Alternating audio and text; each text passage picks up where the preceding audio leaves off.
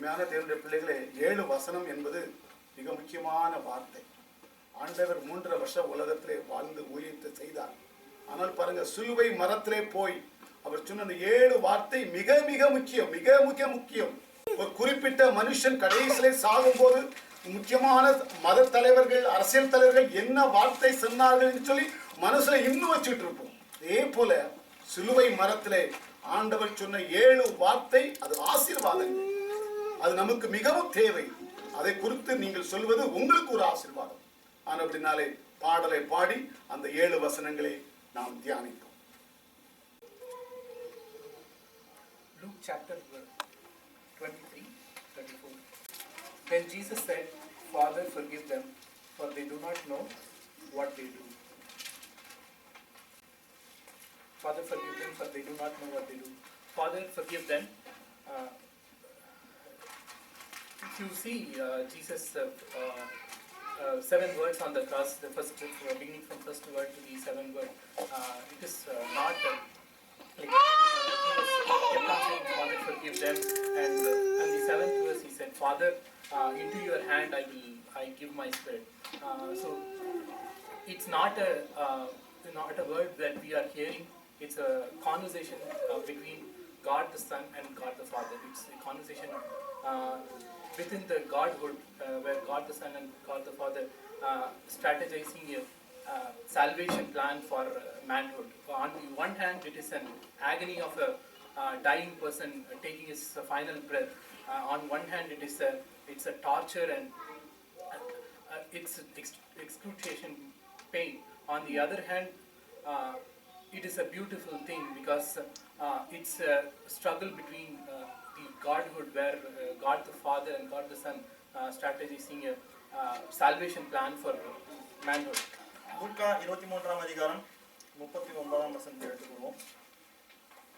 லூக்கா 23 வசனம் 39 முதல் 43 வரை. அன்றியும் சிலுவையில் அறையப்பட்டிருந்த குற்றவாளிகளில் ஒருவன், நீ கிறிஸ்துவானால் உன்னையும் எங்களையும் ரட்சித்துக் கொள் என்று அவனை இகழ்ந்தான். மற்றவன் அவனை நோக்கி, நீ ஆக்கணைக்குட்பட்டவனாய் இருந்தாலும் தேவனுக்கு பயப்படுகிறது இல்லையா? நாமோ நியாயப்படி தண்டிக்கப்படுகிறோம். நாம் நடப்பித்தவைகளுக்கு தக்க பலனை அடைகிறோம். இவரோ தகாத ஒன்றையும் நடப்பிக்கவில்லையே என்று அவனை கண்டித்துக் கொண்டு இயேசுவை நோக்கி, ஆண்டவரே, நீர் உம்முடைய ராஜ்யத்தில் வரும்பொழுது அடியேனை நினைத்தருளும் என்றான். இயேசு அவனை நோக்கி, இன்றைக்கு நீ என்னுடனே கூட பரதேசில் இருப்பாய் என்று மெய்யாகவே உனக்கு சொல்லுகிறேன் என்றார். இந்த பகுதியிலே இயேசுவானவர் சிலுவையிலே பேசின 2வது வார்த்தை, சிலுவையிலே அறையப்பட்ட பிறகு பேசின 2வது வார்த்தையை செய்த 2வது செயலை காண்கிறோம். இந்த பகுதியிலே தேவனின் அனாதி கிருபை, அளவில்லாத கிருபை, மனிதர்களின் மீது அவர் காட்டின அளவில்லாத அந்த கிருபையை பற்றி பார்க்கிறோம். இங்கே நடந்தவைகளை ஒவ்வொன்றாக பார்ப்போம், தேவனுடைய கிருபையை உணர்வோம். அதனுடையாக John chapter 19 verses 26-27. When Jesus saw his mother there and the disciple whom he loved standing nearby, he said to his mother, Dear woman, here is your son. And to the disciple, here is your mother. From that time on, this disciple took her into his home. So, I want you to walk back with me to the time when Jesus was on the cross. There are a lot of things happening on the cross. There's a group of people who are crying for Jesus. There's another group standing by the side, yelling at Jesus, calling him a liar or a deceiver. There's another group of soldiers who are gambling on his clothes. People who were crying, weeping, shouting. And there are soldiers who are mocking him, saying, if you are the king of Jews, save yourself from the cross. Jesus is in agony, pain, excruciating pain. He's hanging from the cross. Blood is flowing from his hands and feet.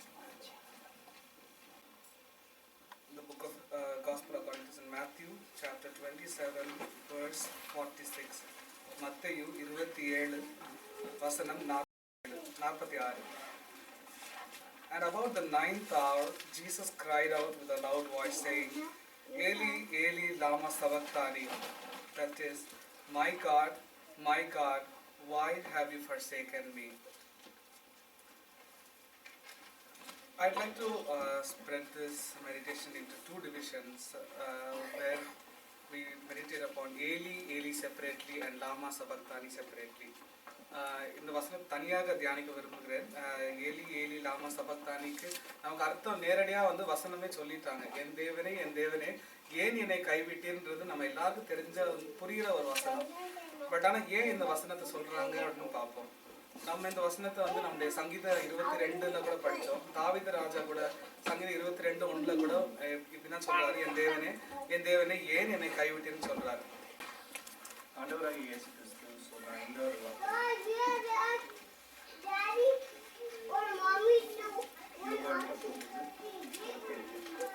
அதன் பின்பு எல்லாம் முடிந்தது என்று இயேசு அறிந்து வேத வாக்கியம் நிறைவேற்றப்பட்டதாக ராஜமாய் இருக்கிறேன். So he said that I thirst. On the prior 4 verses, he was having, you could see that he was having conversations with his father.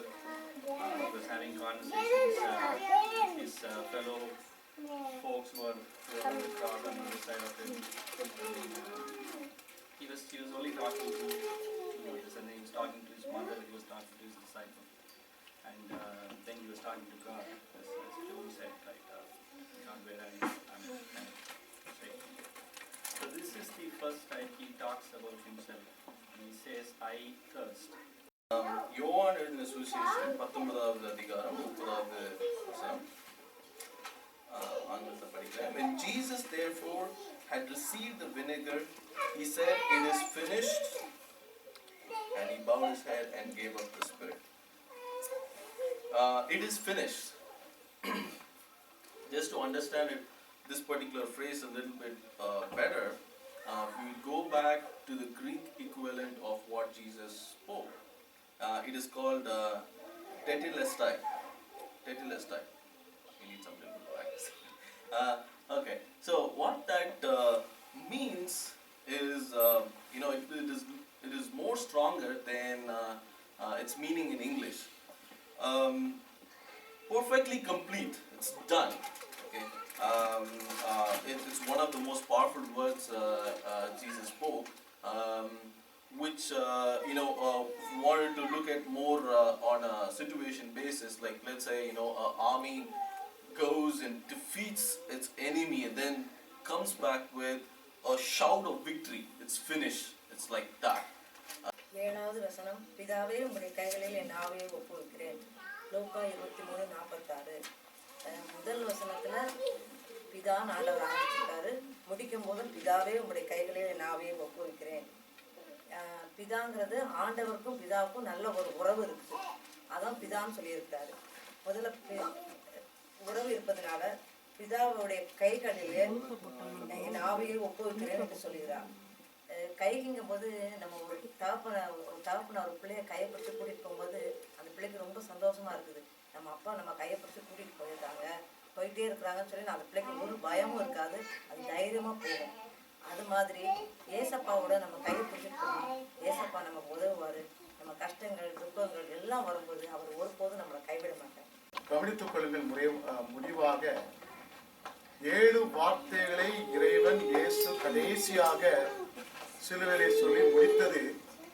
அது மிக உன்னதமான ஒரு உயிர் உசுர் போற நேரத்தில் கடைசியாக உயிர் பத்திர போல ஆண்டவர் நமக்கு இந்த வார்த்தையை நமக்கு கொடுத்துட்டு போயிருக்கிறார். அது ஆசீர்வாதம். இன்னைக்கும் நம்முடைய குடும்பங்கள்ல இந்த வார்த்தைகள் அபியாசப்பட்டால், நம்முடைய சமுதாயத்திலே இந்த வார்த்தைகள் அபியாசப்பட்டால், ஏன் நம்முடைய நாட்டிலே உலக தேசங்களிலே இந்த வார்த்தைகள் சொல்லப்பட்டிருக்கிறதை இந்த வார்த்தைகளை அபியாசப்படுத்தினால் சமாதானம் நிலவும், ரட்சிப்பு உண்டாகும், ஆசீர்வாதம் உண்டாகும். அமெரிக்க தேசத்திலே இந்த 7 வார்த்தையை அவர்கள் வைத்திருப்பார்கள் என்று சொன்னால் இந்த தேசத்தில் ஒரு பெரிய சமாதானம் உண்டாகும். பிதாவை இவர்களுக்கு மணியும் தாங்கள் செய்வது இன்னதென்று அறியாதிருக்கிறார்கள். இன்னைக்கு என்னோடு ஒரு நீ பரதீசில் இருப்பாயாக. ஆண்டவர் சமூகத்தில் கர்த்தர் சொல்லுகிற ஒரு அஷூரன்ஸ். அவர் 3வது சொல்லுகிற, இதோ என்னுடைய மகன், இதோ என்னுடைய தாய். தேவனே தேவனே ஏன் என்னை கைவிட்டி? தாகமா இருக்கிறேன், முடிந்தது, பிதாவே என் ஆவியை ஒப்புக் கொடுக்கிறேன்னு சொல்லி கர்த்தர் சொல்லுகிறார். ஆக தனிப்பட்ட வாழ்விலே, குடும்ப வாழ்விலே, சமுதாயத்திலே, ஒரு தேசத்திலே, உலகம் முழுவதுமாக இயேசுவானவர் கடைசியாக சொன்ன இந்த வார்த்தையை அவர்கள் நினைவு கூறுவார் என்று சொன்னால் சந்தோஷம், சமாதானம் நிலவும். ஆமென்.